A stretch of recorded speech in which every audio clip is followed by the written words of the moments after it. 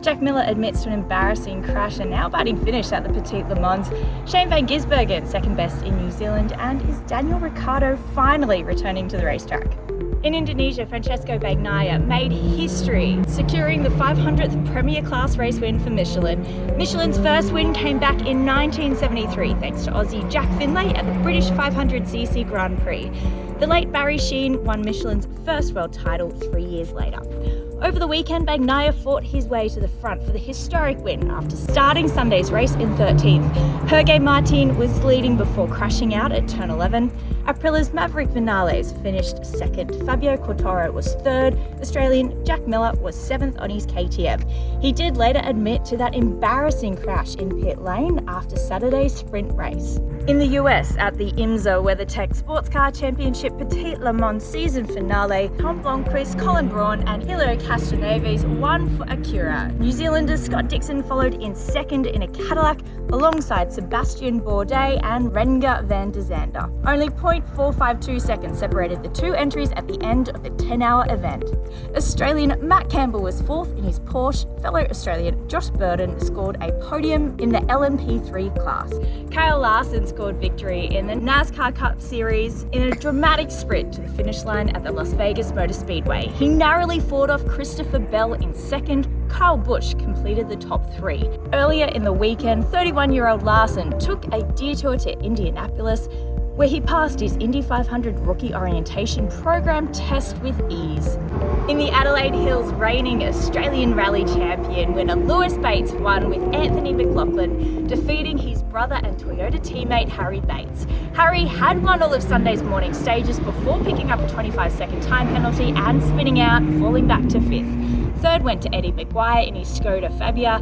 Lewis is now within reach of taking back-to-back titles. And in the New Zealand Rally Championship, Shane van Gisbergen came second to Hayden Paddon by less than 30 seconds. It marks Paddon's 7th championship title. Third went to Ben Hunt. The Shell V-Power Motorsport Park hosted the Shannon's Trophy Series for its third and final round. In the Porsche Michelin Sprint Challenge, Marco Giltrap took 2 wins. However, Aaron Shields took victory in the final Jim Richards Endurance Cup event of the season. Sonic dominated the Australian Formula Ford Series finale, where Jake Santalucia took 1 victory. Title winner Matt Hillier took the other win. The pair finished 1-2 in the outright series standings. Shane Smolin and Ricky Capo nearly completed a clean sweep in the monochrome GT4 and Mobile One Australian production car series. The Porsche pair were overtaken by Jacob Lawrence and John Bowe in a BMW M4 in the second race. In the Mobile One Australian production car series, Colby Cohen and Lindsay Kearns took the round win in their class. In the Workhorse Radical Cup, Alex Gardner was the winner of both races. In the Australian Prototype Series, Mark Lork took a clean sweep of wins on home turf. In the Mark Cars Australia Series, John Goodacre, Danny Stufford and Jeff Taunton shared the wins. The Circuit XL SA Series rounded out the Trophy Series, where Victorian Charlie Nash dominated the round, taking pole and all 3 wins. And in Sydney at the TA2 Muscle Car Series, TCR Australia driver Jordan Cox dominated in his guest appearance.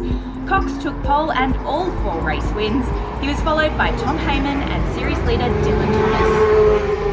And in other major motorsport news, Daniel Ricciardo is officially back behind the wheel after breaking his hand at the Dutch Grand Prix. He took to the streets of Nashville for a demonstration run of donuts in a Red Bull RB7.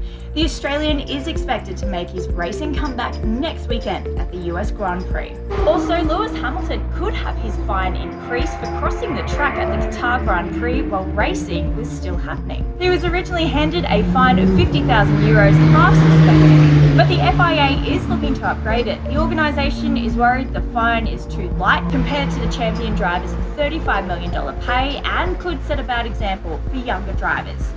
And in supercars, there's still no confirmation of the 2024 calendar, held up by the season's opening round. Despite state government support for the Newcastle 500 to go ahead next year, Speed Cafe understands a deal is still yet to be reached. Suggestions have been made the 2024 season could open at Mount Panorama alongside the Bathurst 12-hour. Looking ahead to next weekend, and F1 will race in Austin, Texas. The NASCAR Cup Series heads to Homestead, Florida, and the MotoGP will head to Australia, where they'll race at Phillip Island in